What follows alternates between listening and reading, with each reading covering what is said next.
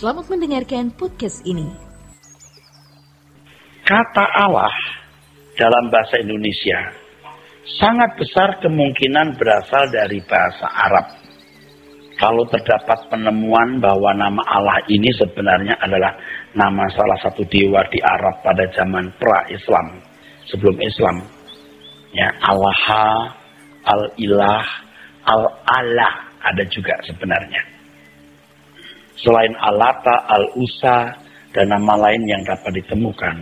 Karena sebelum zaman Islam atau pra-Islam itu, di Arab memang terdapat banyak dewa-dewa yang disembah. Jadi kalau ada nama Allah di Arab pada zaman pra-Islam, hal itu bukan sesuatu yang mengherankan. Karena ribuan tahun sebelum ada agama-agama di Arab atau berbagai penyembahan kepada dewa-dewa, di Palestina secara umum sebutan El atau Eloah sudah sangat lazim digunakan untuk memanggil nama ilah, dewa atau yang diyakini sebagai pribadi ilahi yang menciptakan langit dan bumi. Ingat tadi Elohim, El, jadi Him, ingat? Itu sudah ada ribuan tahun sebelum pra-Islam. Bapak Ibu harus mengerti bahwa Musa menulis kitab Kejadian sekitar tahun 1440 sebelum Masehi. 1500 tahun sebelum Masehi. Oke, kita bulatkan. Lalu, kekristenan mulai ada abad pertama. Sebenarnya Tuhan Yesus lahir sekitar tahun 4 sampai 7 sebelum Masehi. Tuhan Yesus naik ke surga tahun 30. 600 tahun kemudian baru ada Islam. Isra Miraj terjadi tahun diyakini, dipercayai tahun 621 Masehi. Jadi 600 tahun kemudian baru ada Islam. Oke? Masih bersama saya, saudara? Oke. Jadi kita tidak heran kalau kemudian ada nama Allah di Arab. Karena ribuan tahun sebelum ada agama-agama di Arab dan berbagai penyembahan berhala, memang di Palestina sudah populer nama El, Eloah. Ya, sudah lazim digunakan itu, saudara. Alkitab Perjanjian Lama sendiri memunculkan nama El, Eloah. Kata ini berakar pada suatu kata yang berarti the mighty, kekuatan atau tenaga. Jadi adalah hal yang sangat mudah terjadi dalam perkembangan bahasa.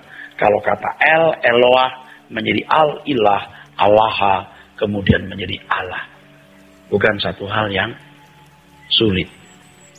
Karena dipandang oleh orang-orang Kristen sebelum zaman Islam bahwa menyebut nama Allah tidak melanggar kebenaran, maka sebutan Allah itu digunakan secara umum di Arab. Jadi sebenarnya sebelum ada agama Islam, nama Allah juga sudah digunakan orang-orang Kristen di Arab untuk memanggil Allah Bapa.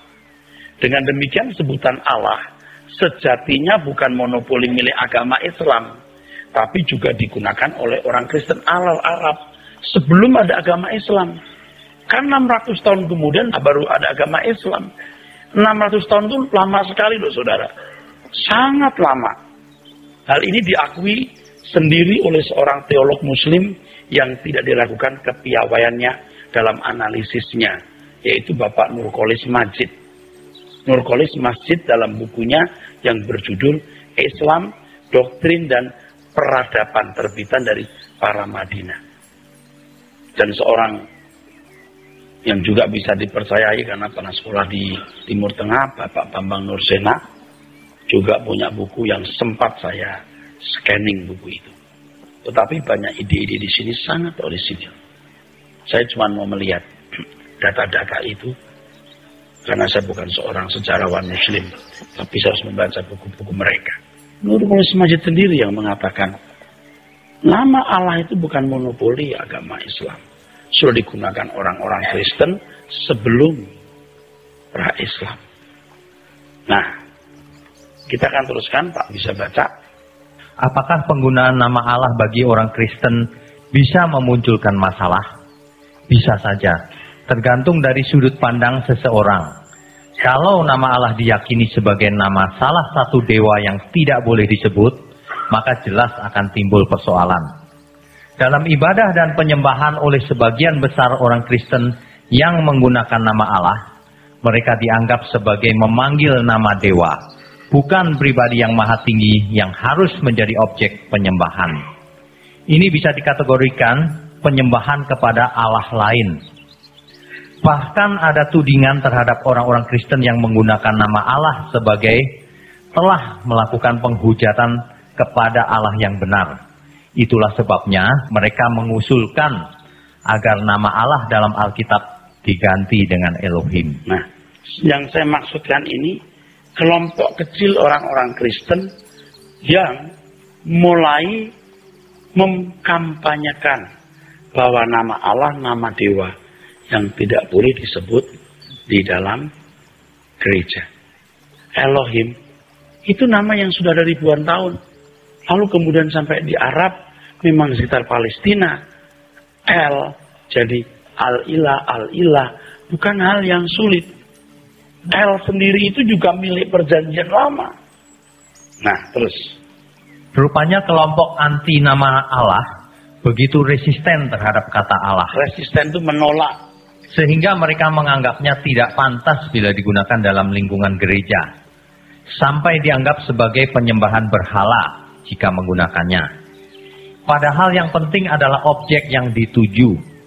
Kalau orang percaya memakai nama Allah, itu tidak ditujukan kepada pribadi lain, tetapi pribadi yang disembah oleh Abraham, Ishak, dan Yakub, yang mengutus putranya Tuhan Yesus Kristus sebagai Tuhan dan Juru Selamat. Di sini yang penting bukan bagaimana kita menyebut namanya, tetapi bagaimana kita mengenal dia atau mengenal pribadinya. Ya, inilah hidup yang kekal itu.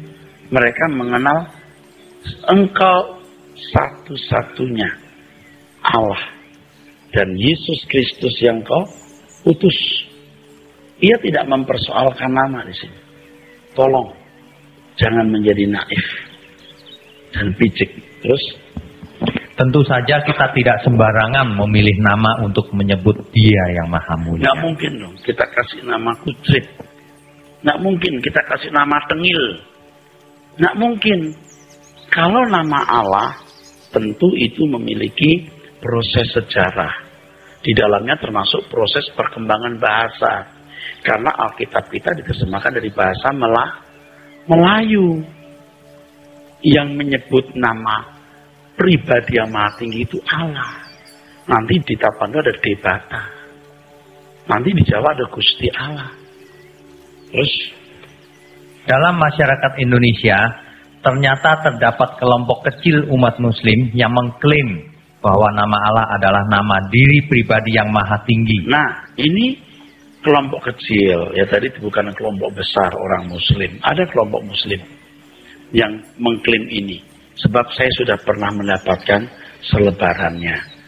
Bukan menghimbau, melarang orang Kristen menggunakan nama Allah ini. Terus, Mereka menganggap bahwa nama itu secara eksklusif hanya dimiliki oleh mereka, sehingga ada keberatan dalam penggunaan nama tersebut bagi agama lain, khususnya agama Kristen.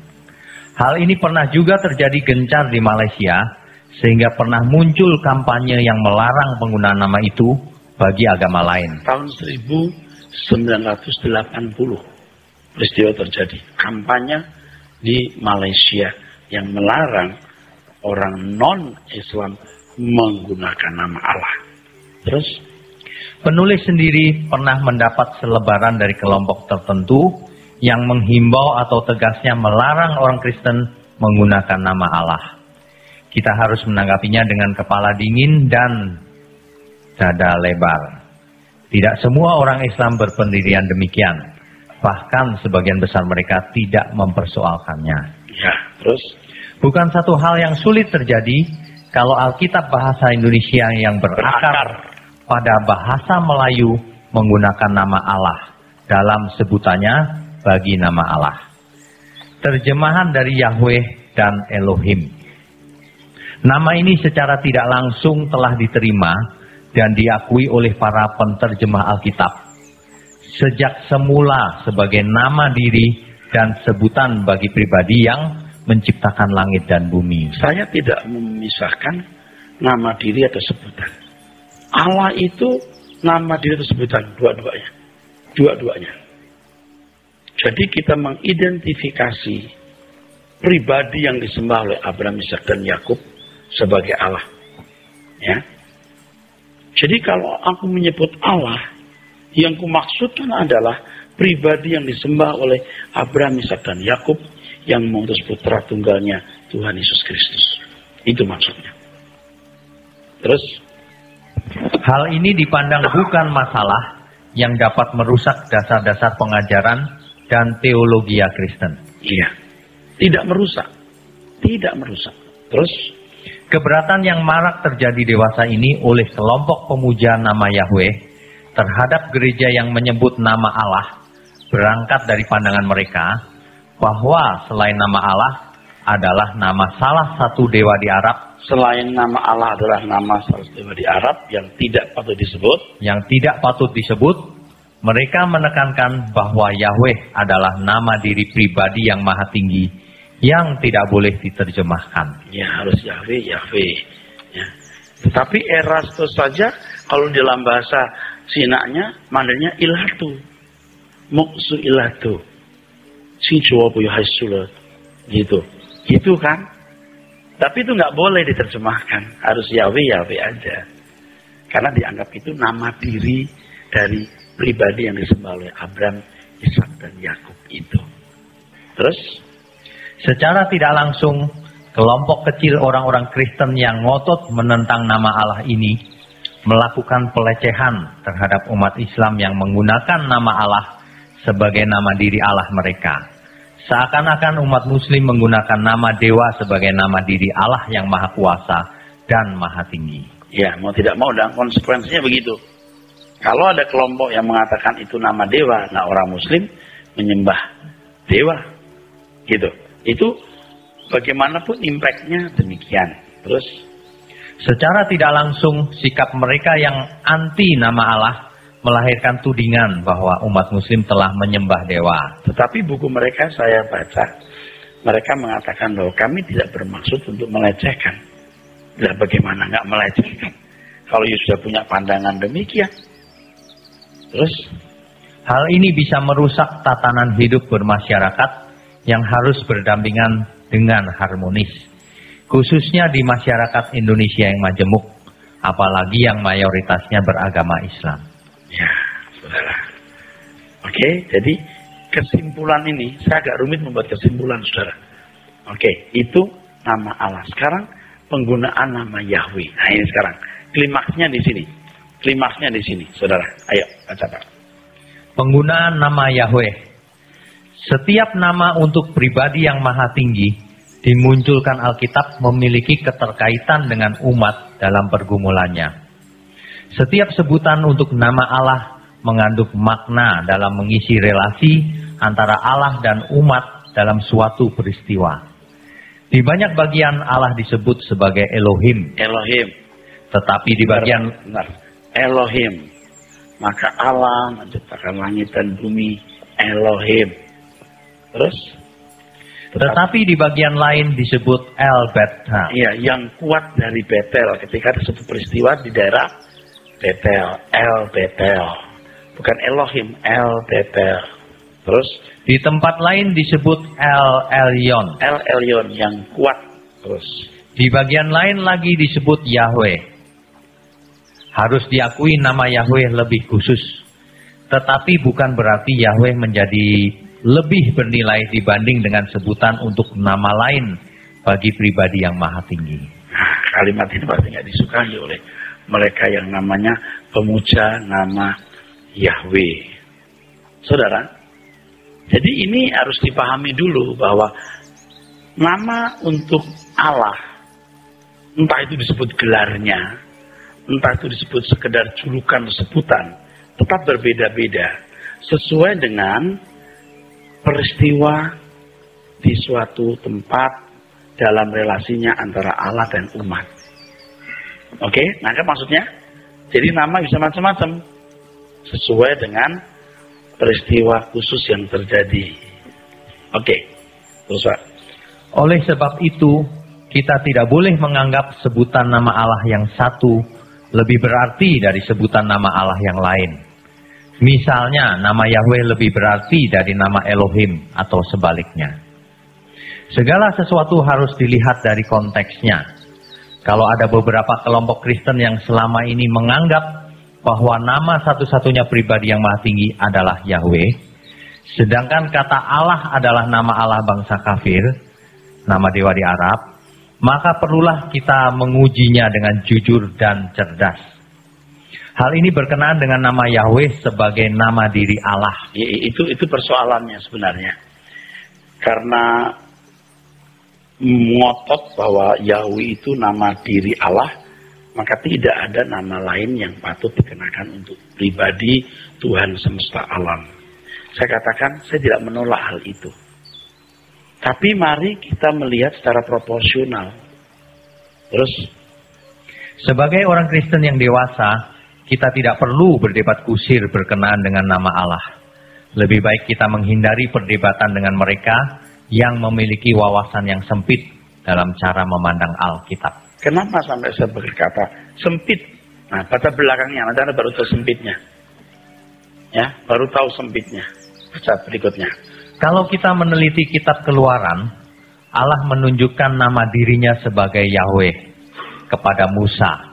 Hal ini berhubung dengan pertanyaan Musa dalam mempersoalkan atau menanyakan nama Allah. Ya, Musa bilang, kamu utus aku. Lalu kalau mereka tanya, namamu siapa? Aku jawab apa? Nah, aku adalah aku. Coba. Aku adalah aku. Itu langsung loh ketika Musa nanya itu. Mungkin satu-satunya itu pertanyaan kepada Tuhan semesta alam. Namamu siapa? Asyir, Adapun nanti kalau kita membaca di dalam bagian-bagian Alkitab, maka di tempat itulah mereka pertama kali menyebut nama Allah. Menyebut Yahweh. Nah, Anda harus tahu bahwa itu yang nulis Musa. Apakah pada mulanya betul-betul Yahweh atau El? Nggak tahu kita. Tapi saya pun nggak mempersoalkan itu. Itu di debat besar. Dan nggak mempersoalkan. Tapi ketika Allah berkata, aku adalah aku, artinya nggak ada satu nama yang bisa mewakili keberadaanku. Oke, teruskan. Apakah Allah perlu memberitahu nama Yahweh bila Musa tidak menanyakannya? Tentu saja tidak. Sebab kalau nama itu dipandang sebagai sangat penting untuk diketahui bangsa Israel, tentu Allah sudah memberitahu kepada Abraham, Musa, dan banyak tokoh lainnya untuk menjelaskan kepentingan nama tersebut. Bahkan sekalipun Tuhan berbicara mengenai memperkenalkan namanya, perkenalkan namaku. Terus, Yahweh, itu bukan berarti hanya memperkenalkan nama diri Yahweh tersebut. Bukan hanya memperkenalkan sebutan. Terus, tetapi memperkenalkan atau menunjukkan kehendaknya.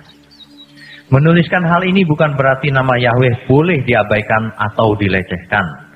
Penjelasan ini hanya hendak mengemukakan bahwa hendaknya kita berpikir secara proporsional, luas, dan jujur. Ya, bahkan sekalipun kita menemukan dalam nas Alkitab, perkenalkan namaku, supaya seluruh bumi mengenal namaku. Itu bukan pengertian mengenal nama dalam arti sebutan Yahweh. Bukan mengenal pribadinya, mengenal keselamatan daripadanya, mengenal rencana-rencananya. Ini namanya berpikir luas, betul? Proporsional, betul? Jadi nggak picik. Makanya kalau debat dengan mereka saya nggak mau, nggak nyandak. Bahkan dalam buku mereka ya, itu ditulis begini. Siapa bilang Alkitab Perjanjian Baru ditulis bahasa Yunani? Mungkin juga Ibrani, loh, kok pinter loh. Ya, tokoh-tokoh teolog begitu hebat, apa nggak dipandang? Jadi capek saya. Jadi saya juga membaca, saudara, buku-buku itu. Tapi penjelasan ini tidak ada. Cari aja kalau ada. Ini agak revolusioner. Agak revolusioner nih. Cuma letak revolusionernya. Saya tidak terlalu menghargai nama Yahweh, tetapi proporsional sejajar dengan nama-nama yang lain. Baca terus, nanti ada alasannya kenapa. Terus. Harus diingat, seandainya orang Jawa yang menjadi umat pilihan Allah, maka Allah akan memilih kata yang seirama dengan lidah orang Jawa. Misalnya Karto atau Widodo. Tapi, ngerti gak? Siapa namamu? Terus orang Jawa bilang, aku, yo aku, gitu ya. Bahasa tingginya gimana? Aku ya aku. Gitu. Yang lafalnya pasti lafal orang Jawa. Nah, Asyir, Asyir, nggak mungkin. Paham maksudnya? Nggak mungkin. Lagi pula nggak satu di sini. Oke, namanya Yahweh. Kalau orang Mandarin nggak bisa bilang Yahweh, tapi Yahweh. Kira-kira salah nggak jadinya? Ayo, kira-kira salah nggak? Kalau di satu bangsa tidak punya huruf W, W, lalu gimana nulisnya? Lalu berubah nama, salah nggak? Kan jadi pitik. Tahu maksudnya? Jadi pitik. Tapi ini belum klimaks nih, baca lagi. Harus diingat pula bahwa Allah tidak perlu akte kelahiran untuk menunjukkan namanya. Kalau nama dianggap memiliki arti mewakili si pemilik keberadaan, maka tidak ada nama yang bisa menampung kebesaran Allah semesta alam yang tidak terbatas. Nggak ada. Jangan membungkus, memasukkan Allah yang besar di kotak yang namanya Yahweh. Ketika ditanya itu siapa? Asyir, aku adalah aku. Ya, kasih tahu ya, aku adalah aku deh. Lalu dalam prosesnya kan menjadi Yahweh. Apakah itu? Nanti malah saya tulis di sini. Nanti di langit baru, bumi baru, ketika pengetahuan manusia jadi lengkap, apakah nama itu yang masih dipakai? Sekarang kan belum lengkap pengetahuan. Ketika pengetahuan jadi lengkap, pakai nama itu nggak? Tapi yang bagus yang tadi itu. Kalau satu bangsa huruf W nggak ada, gimana sebutannya? Kalau lidahnya satu suku bangsa tidak bisa berkata Yahweh, tapi Yahweh, salah nggak? Salah nggak? Gimana kalau misalnya orang bisu? Nggak boleh diterjemahkan dengan nama lain, berarti harus disebutkan seperti itu kan? Orang bisu, gimana? Yang penting itu ditujukan kepada Tuhan semesta alam, pribadi yang sembah Abraham, Ishak dan Yakub. Maaf ya Pak, saya tidak mengabaikan nama itu. Saya pun sometimes berdoa, ya Elohim, Yahweh, saya sebut. Tapi harus kembali secara proporsional. Teruskan baca. Sejatinya kita tidak pernah tahu suatu nama yang dapat mewakili keberadaan Allah yang maha tinggi. Yang maha tinggi, maha besar. Nggak tahu. Nah kan kalau orang kasih nama itu kan mengandung harapan. Misalnya kasih nama Selamat. Umur 40 tahun ketabrak kereta api kan nggak sesuai dengan namanya, saudara. Namanya Untung. Jadi pemulung. Apa jadi pemulung itu untung? Oh iya, bukan soal pemulung atau direktur Pak. Oke. Tetapi kan orang juga tahu status sosial pemulung tidak mungkin sama dengan seorang direktur. Betul nggak? Ya terserah kalau dianggap untung. Ya terserah. Tapi kalau namanya untung dalam perspektif umum kan kaya. Yang beruntung kok namanya beruntung. Ya kan saudaraku? Bagus. Namanya bagus. Mas bagus. Ya ampun jerawatnya. Terus? Itulah sebabnya ketika Musa bertanya kepada Allah siapa namanya, ia menjawab Asyir, atau aku adalah aku. I am that I am. I am that I am. Nama Allah yang panjang ini sebenarnya hendak menunjukkan bahwa dirinya secara utuh dan lengkap tidak bisa diwakili oleh suatu nama, bahkan nama Yahweh. Apakah Anda yakin di langit baru dan bumi yang baru nanti, ketika pengetahuan menjadi lengkap, Allah masih menggunakan nama Yahweh? Ya. Oh nggak bisa, tetap aja ya suka-suka situ. Ketika pengetahuan jadi lengkap, apakah pakai nama ini juga? Tapi tak ada satu tulisan yang bagian bawah Tuhan Yesus mengajar kita memanggil Allah itu Bapak. Bapakmu, Bapakmu, Bapakmu loh. Betul saudara? Dan waktu memanggil bapaknya Eli itu my God. I my. Akhiran I itu my. My God. Ngerti nggak saudara? Kalau itu penting nama itu, apa nama sebut nama? Yahweh, Eli, gitu. Allahku Yahweh enggak. Oke, saya begini bukan mau nyerang pecinta Yahweh. Saya juga menghormati nama Yahweh. Saya bukan membuang nama Yahweh. Saya bukan mau melecehkan, tapi letakkan pada proporsinya. Terus? Memang nama menjadi tidak penting ketika menekankan substansi dari suatu pribadi. Nama tidak menjadi penting. Nanti nama menjadi penting ketika hendak membedakan dengan Allah-Allah lain. Sebab banyak Allah. Akulah Allahku. Ketahui ini namaku. Maksudnya bukan nama Yahwehnya, tapi diferensiasi atau perbedaan dengan Asera, Sitoret, Milkon, Dagon, Baal, Moloch. Jadi nama menjadi penting, saudaraku sekalian, ketika membedakan dengan Allah-Allah asing itu.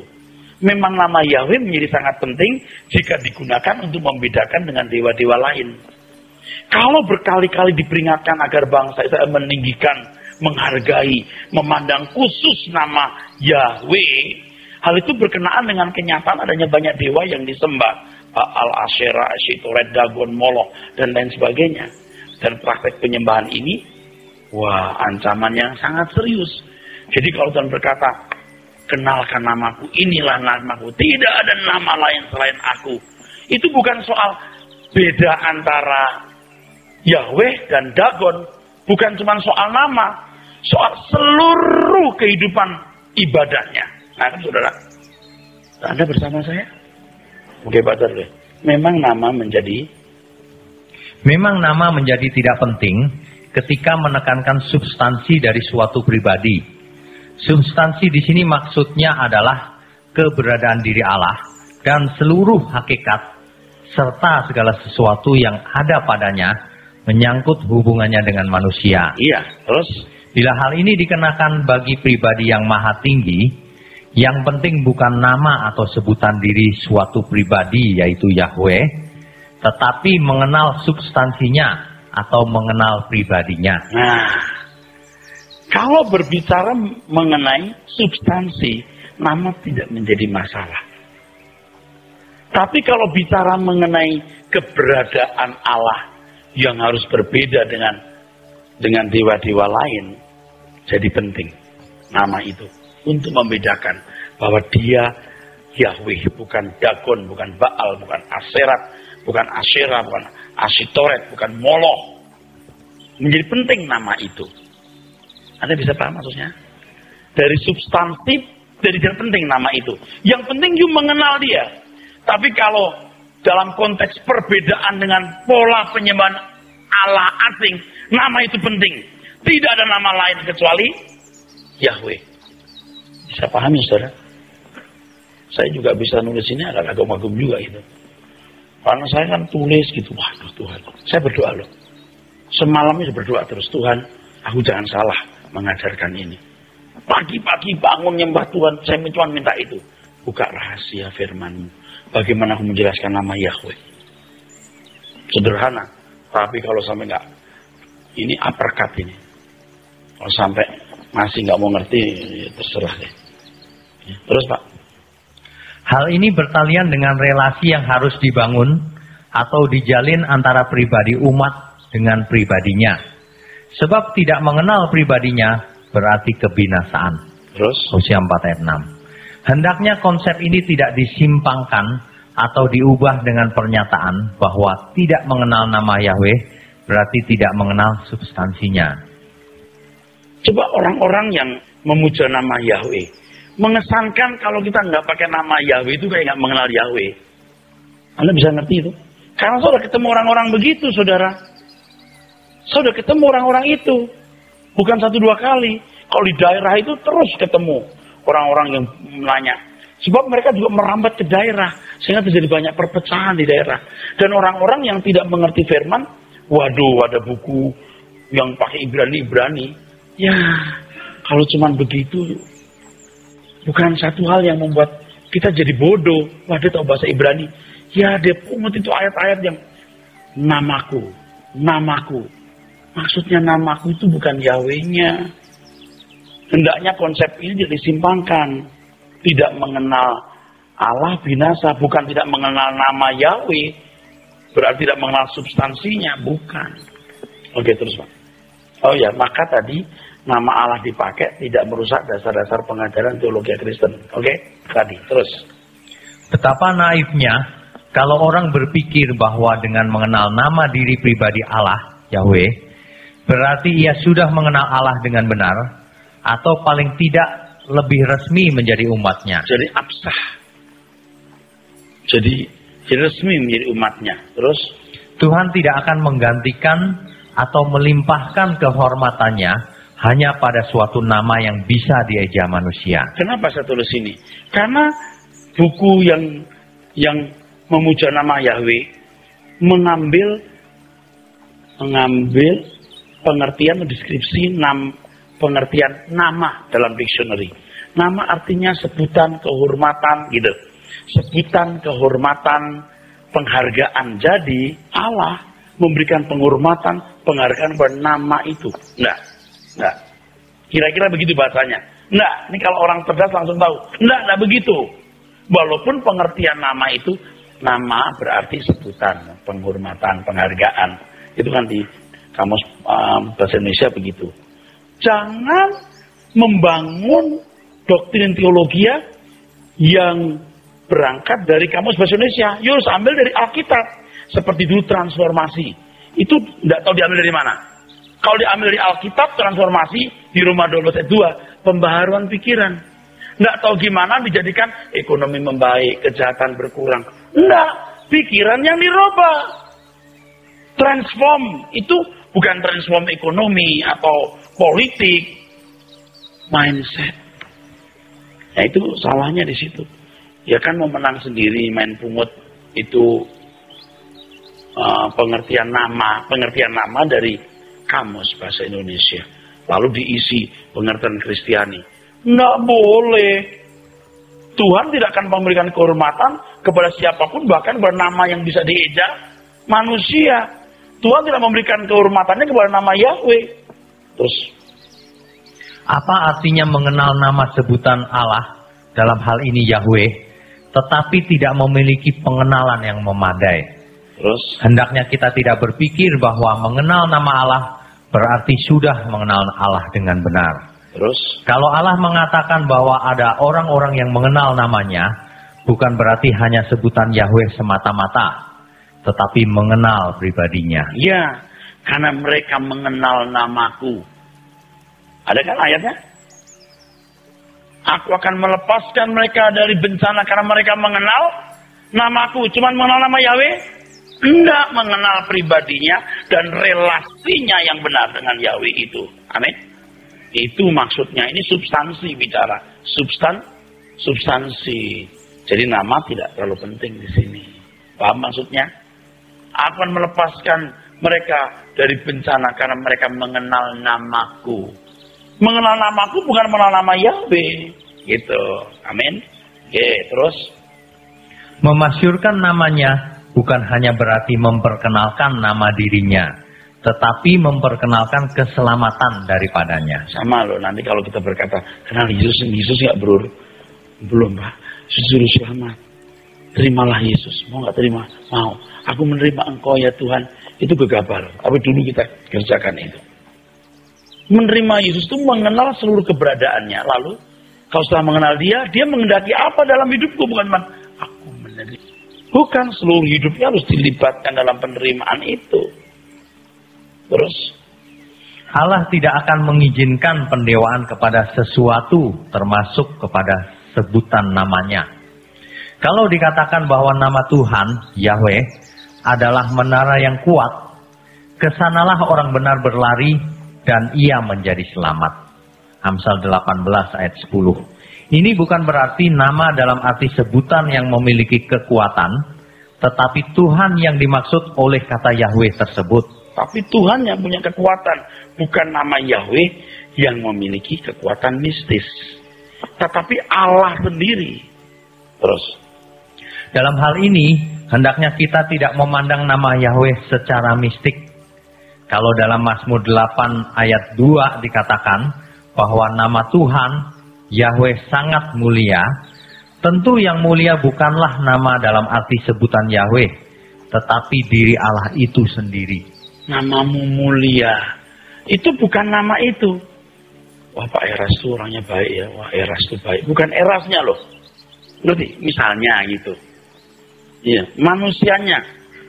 Wiknyo itu pinter loh, bukan Wiknyonya yang pinter. Yang dimaksud di label Wiknyo itu.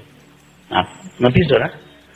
Coba ini mesti dimengerti. Kalau yang ini nggak dimengerti, saya nggak mau ngomong lagi. Percuma ngomong tuh. Karena nggak luas gitu. Anda bisa nangkep maksudnya ini? Pelan-pelan kan? Oke, teruskan. Jadi yang mulia adalah pribadi yang dimaksud dengan label Yahweh tersebut. Ya. Banyak lagi kasus yang serupa dengan ini.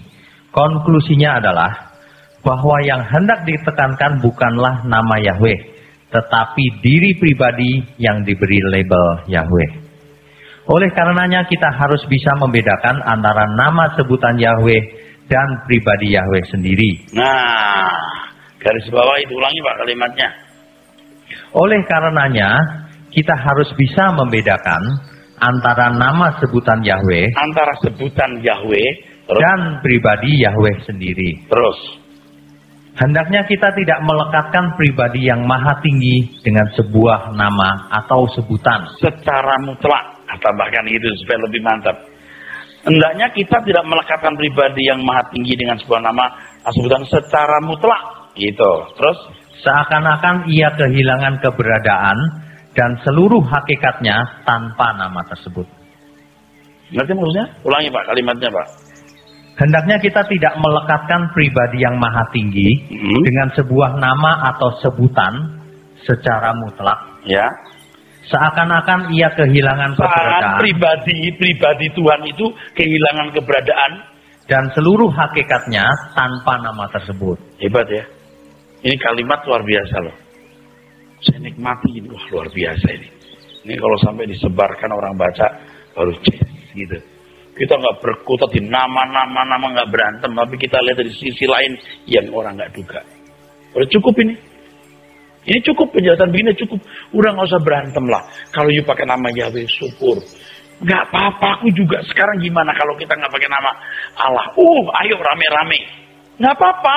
Pakai nama Elohim yuk. Tapi dalam proses bahasa kita sudah biasa menggunakan nama Allah. Itu tapi nama dewa loh. Ribuan tahun sebelumnya sudah Al-Ilah, Allah. Proses ini bukan hal yang sulit. Lagi pula kalau engkau ngotot Yahweh. Kalau orang nggak bisa sebut Yahweh gimana? Dengan lidah yang lain. Salah nggak? Kalau di bahasa Mandarin Yahweh itu apa? Jehovah ya. Yehova, betul. Yehova atau Yehova. Gimana tuh saudara? Oke, teruskan. Kalau seseorang sudah menganggap bahwa nama diri Yahweh sudah mewakili seluruh keberadaan Allah, maka ia tidak akan pernah bisa menempatkan segala sesuatu mengenai Allah pada proporsinya. Ngerti enggak kalimat ini? Kalau seseorang sudah menganggap bahwa nama diri Yahweh sudah mewakili seluruh keberadaan Allah, maka orang itu tidak akan pernah bisa menempatkan segala sesuatu mengenai Allah pada proporsinya, karena seakan-akan Allah kehilangan hakikat dan seluruh keberadaannya tanpa nama itu. Kalau nama Elohim itu sebutan Pak, jadi boleh. Kalau Yahweh itu nama diri. Kalau nama Allah, tadi saya katakan itu ya sebutannya nama diri. Maksud kita adalah dia pribadi yang sama Abraham, Ishak dan Yakub. Ya tapi kan mesti perlu punya nama. Ya, tidak ada nama yang bisa mewakili keberadaan Allah. Nggak mau ngerti, ya sudah, saudaraku, ya udah kamu pakai nama Yahweh, aku pakai nama Bapak, udah gitu aja deh. Maka saudara, kita nggak usah berantem dengan mereka. Bukan takut, nggak ngerti, jadi susah gitu. Oke, teruskan. Mereka tidak bisa diajak berbicara atau berdialog dengan pikiran sehat. Ya menurut kita sehat, ya. Maaf Iya. kalau menyinggung. Terus, Biasanya mereka merasa diri sudah paling benar dan menganggap gereja yang menggunakan nama Allah bukan nama Yahweh atau Elohim adalah gereja yang sudah menyimpang dari kebenaran. nah di dalam tulisan mereka begini. Dulu nggak tahu, nggak salah. Sekarang stop. Ada stop-stopnya gila. Ya ini tulisan akademis supaya stop segala. Ya udah nggak bisa ada. Saya nggak mau debat. Terus, Mereka telah menganggap begitu mutlaknya nama itu harus digunakan. Seakan-akan dengan menggunakan nama itu, maka keabsahan mereka sebagai orang percaya terjamin. masih banyak. Mestinya ya, ini minor issue bukan major issue. Mesti mayor, ya berantem gara-gara itu. Terus Pak. Memang nama Yahweh menjadi sangat penting jika digunakan untuk membedakan dengan dewa-dewa lain. Ya, terus. Kalau berkali-kali diperingatkan agar bangsa Israel meninggikan, menghargai, dan memandang khusus namanya, yaitu Yahweh, hal itu berkenaan dengan kenyataan adanya banyak dewa-dewa yang disembah oleh bangsa kafir. Baal, Asyera, Asitoret, Dagon, Molok, dan lain sebagainya. Praktek penyembahan berhala ini merupakan ancaman yang sangat serius bagi umat pilihan. Kalau bangsa Israel diperintahkan untuk menguduskan namanya, Yahweh, bukan berarti nama Yahweh dikuduskan, tetapi menghormati kehadiran Allah di tengah-tengah mereka dengan hidup sesuai dengan perintahnya. Ya, kalau menguduskan namanya, coba artinya apa? Ayo artinya apa? Coba, bisa jawab nggak? Nah, terus Pak. Penegasan terhadap nama Yahweh dimaksudkan agar bangsa Israel tidak menyembah dewa lain. Pokok masalahnya bukan pada sebutan nama diri Allah itu sendiri, tetapi objek penyembahan atau pemujaan. Iya, kalau penggunaan nama Allah, akulah Yahweh. Tidak nama lain. Maksudnya bukan nama itu yang menjadi pokok utama, tetapi objek penyembahan atau pemujaannya. Jangan memuja nama Yahweh, tapi nggak memuja Yahwehnya. Ngerti nggak? Tipis banget kan? Betul nggak saudara? Tipis sekali. Memuja nama Yahweh, tapi nggak memuja pribadinya. Bagaimana you bisa memuja kalau nggak mengenal dia? Nggak mengenal substansi Allah, hakikatnya. Itu yang jadi masalah. Teruskan Pak. Hal itu dimaksudkan agar umat berporos pada pribadi yang maha tinggi, yang disembah oleh Abraham, Ishak dan Yakub, yang memperkenalkan diri dengan nama Yahweh. Kalau Allah Anak diberi nama Yesus atas perintah Allah Bapa, hal itu dimaksudkan Allah Anak mengemban tugas penyelamatan. Engkau harus sekarang memberi nama dia Yesus. Artinya kan juru selamat. Terus, hal ini jelas akan membedakan antara Tuhan Yesus dengan semua anak yang lahir di dunia. ini khusus. Harus kasih nama Yesus. Terus, Dengan demikian, nama Yesus sekaligus menunjuk substansi Allah Anak ini. iya. Selain menunjuk perbedaan, tapi juga substansi. Memang dirinya itu penyelamat. Terus Pak. Kalau Alkitab berbicara mengenai nama diri, Yahweh, hal itu menunjuk keberadaan dirinya, bukan sekedar sebutan nama saja, Yahweh.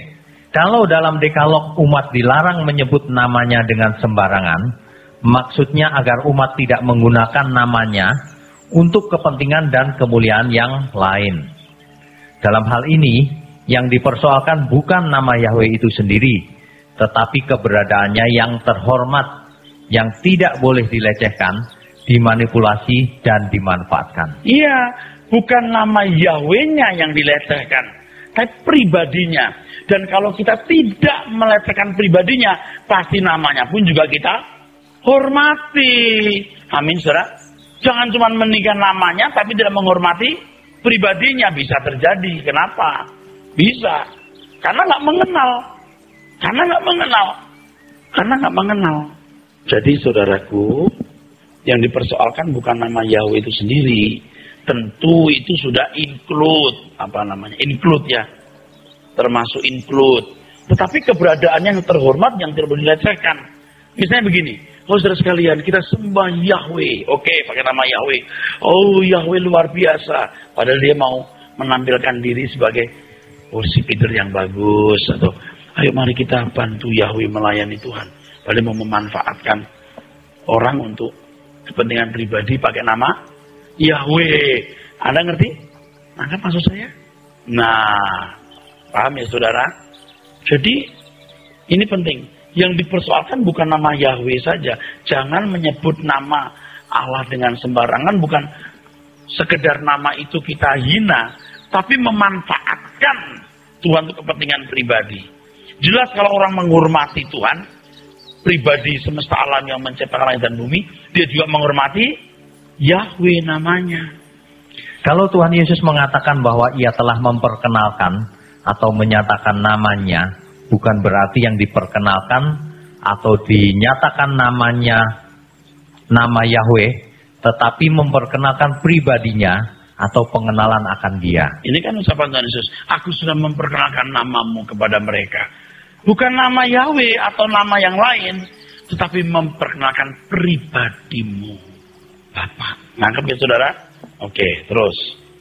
Kalau dalam pasal yang sama Tuhan Yesus memohon kepada Bapa agar memelihara orang percaya dalam namanya. Pelihara mereka dalam namamu ya Bapa. Terus. Bukan berarti nama Yahweh menjadi mistik, melindungi orang percaya, tetapi keberadaan Allah yang Maha Kuasa yang melindungi umatnya. Amin. Terus. Bukan nama Yahweh yang melindungi umat pilihan, tetapi Allah sendiri. Ya Allah sendiri. Tapi siapa namanya? Yahweh. Nggak apa-apa. Nggak apa-apa. Terus. Hendaknya kita tidak beranggapan bahwa kalau kita tidak menggunakan nama Yahweh, berarti akan salah alamat. Nah, ini nggak pernah dipikirkan oleh banyak orang. Ini orisinil. Ini kalau jadi tulisan bisa membuka mata orang. Karena ya Allah, harus sembah Engkau ya Allah. Bukan Yahweh. Salah alamat loh. Oke, you pakai nama Yahweh tapi you nggak mengenal Allah. Itu salah alamat. Gimana kalau dua-duanya Pak? Oh bagus. Yahweh, Elohim, Adonai. Boleh. Tapi kita dari kecil sudah terbiasa menggunakan nama Allah. Dan kalau kita berkata Allah, itu sudah tahu ini Bapaknya Tuhan Yesus. Ini Allah yang menciptakan dan bumi. Itu loh maksudnya. Yang akhirnya saya mengatakan tidak masalah. Terus.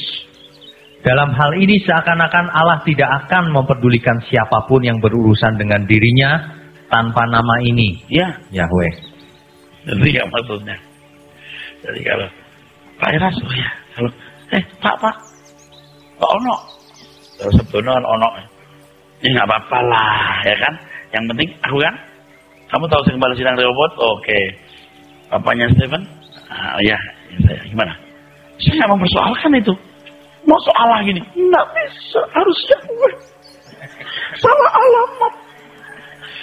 Paham maksudnya? Masalah kita begitu. Hah? Bukan, aku bukan Allah. Itu dewa sana. Paham nggak saudara? Anda ngerti nggak? Saya menulis begini juga karena saya melihat itu. Nuansa itu seolah kita salah alamat.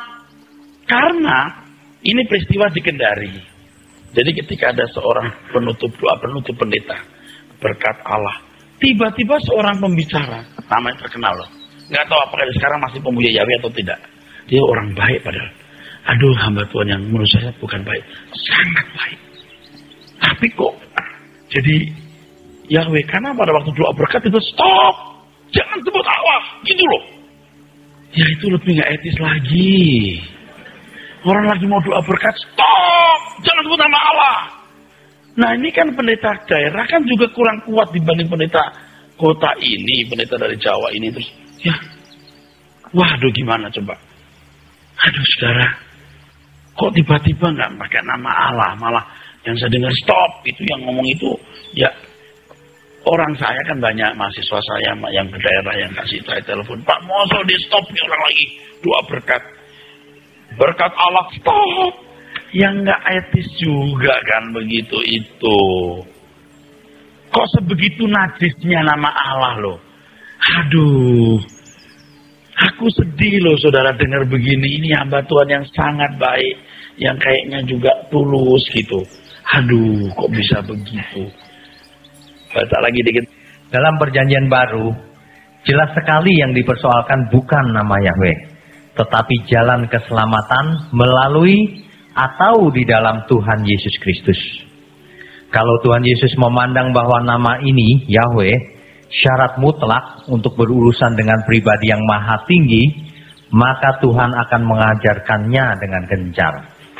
Oh, hebat kan? Amin.